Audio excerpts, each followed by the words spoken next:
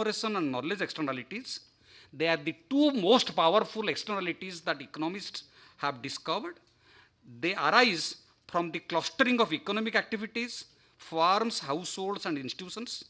Cities offer the advantage of scale, scope, localization, urbanization, specialization, diversity, and competition. Specialization was discovered by Adam Smith, Marshall.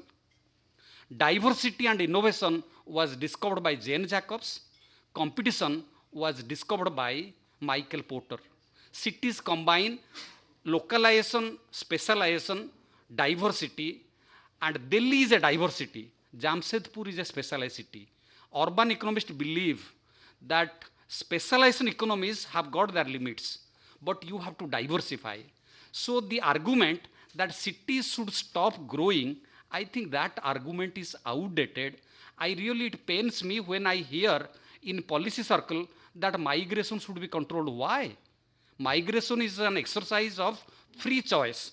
Anyway, so, and the externalities, they also generate resources for economic development. Beneficiaries pay, polluters pay, congestors pay, exacerbators pay, growth pays. Agglomeration rent, there is a new literature on agglomeration rents. Agglomeration create rents to both immobile factor and mobile factor.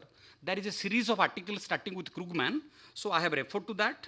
So the book says agglomeration externalities are untapped in India. So we must treat cities as economic entities, exploit their agglomeration potential, their externalities, external drivers will make 1 + 1 11, not 2. And these externalities occur at regional level and local level, so there is need for regional policy in national development strategy. And my book concludes, India needs agglomeration augmenting, congestion mitigating, and resource generating cities as engines of economic growth.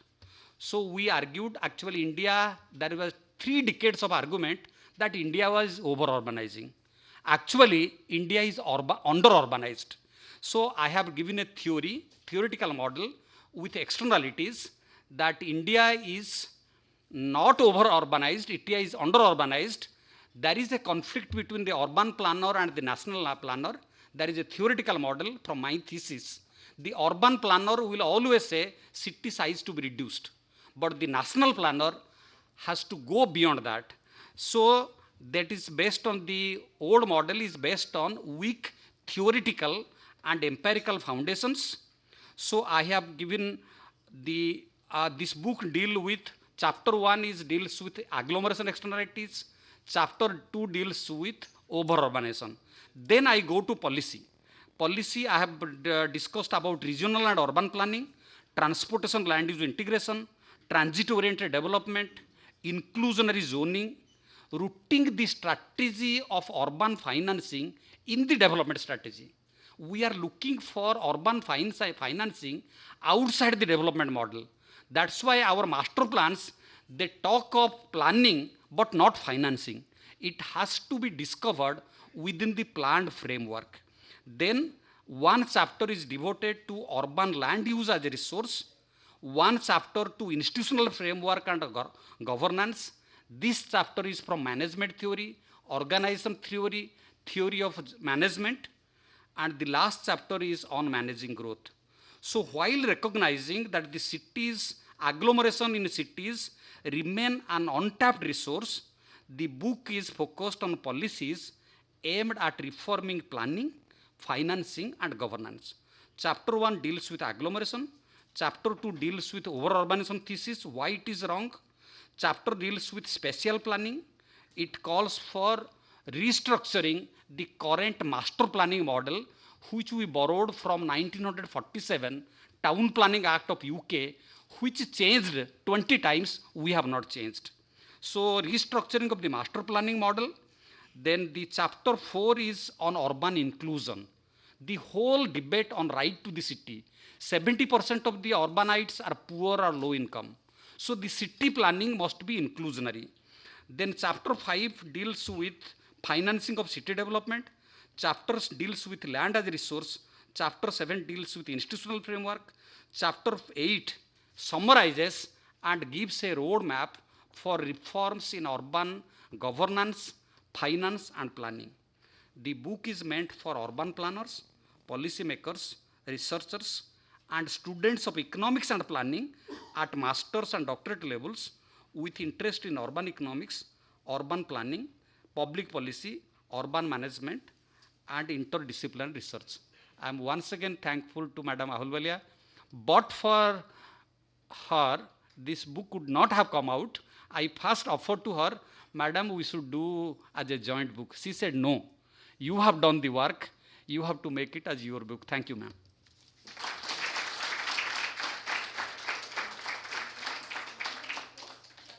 On stage to say a few words.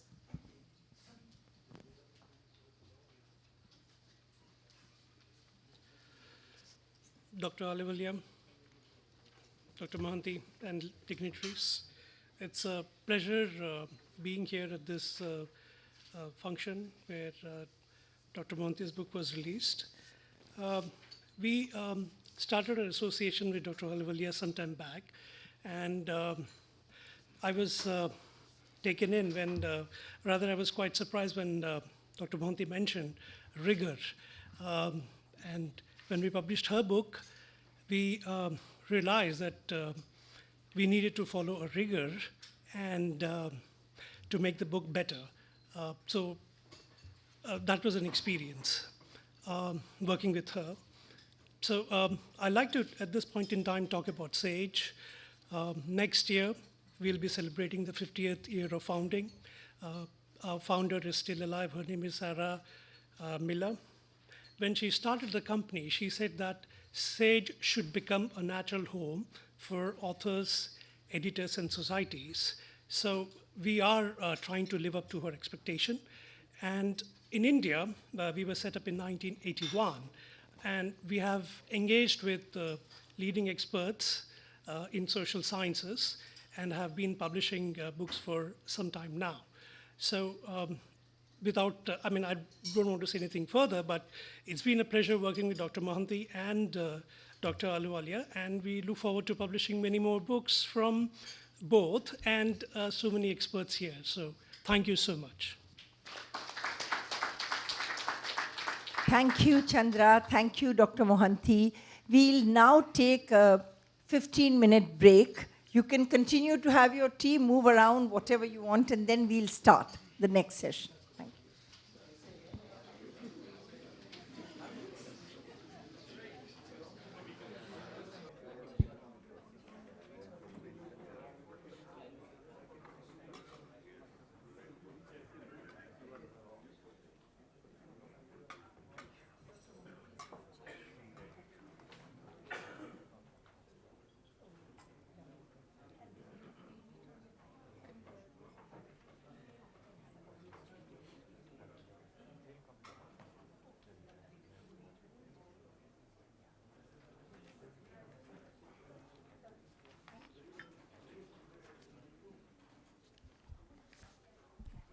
Dr. Mohanty, so may I now invite Dr. Mohanty to take over session 2.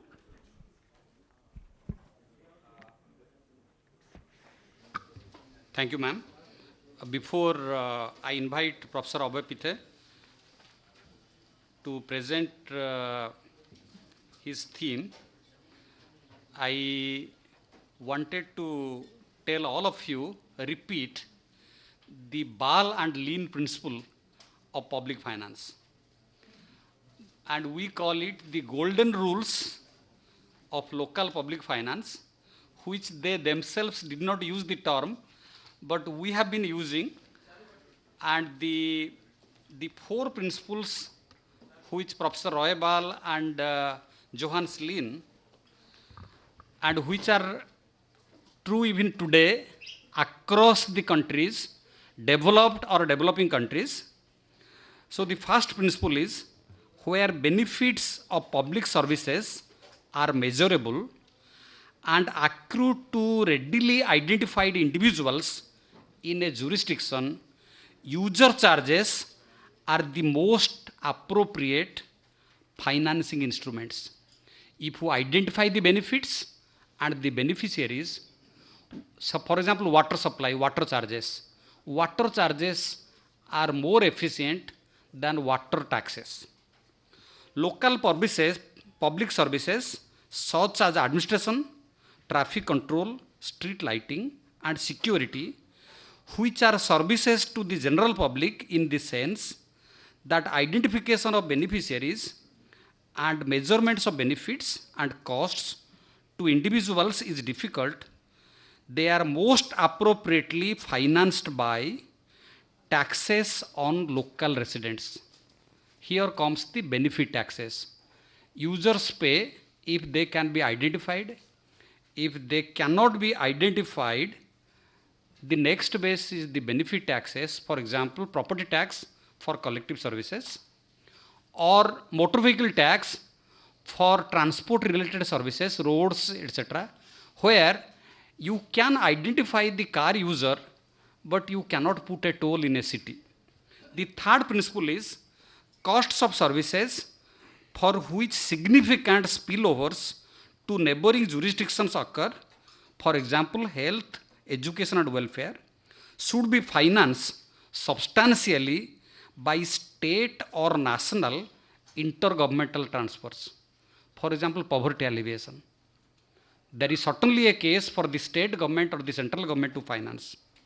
Borrowing is the appropriate instrument to finance capital outlays on infrastructure services, particularly public utilities and roads, where the benefits spread over jurisdictions.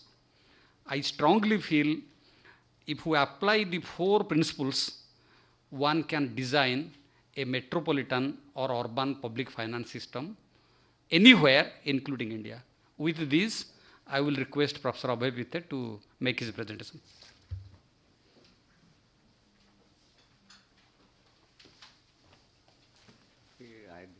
Excuse me. Okay.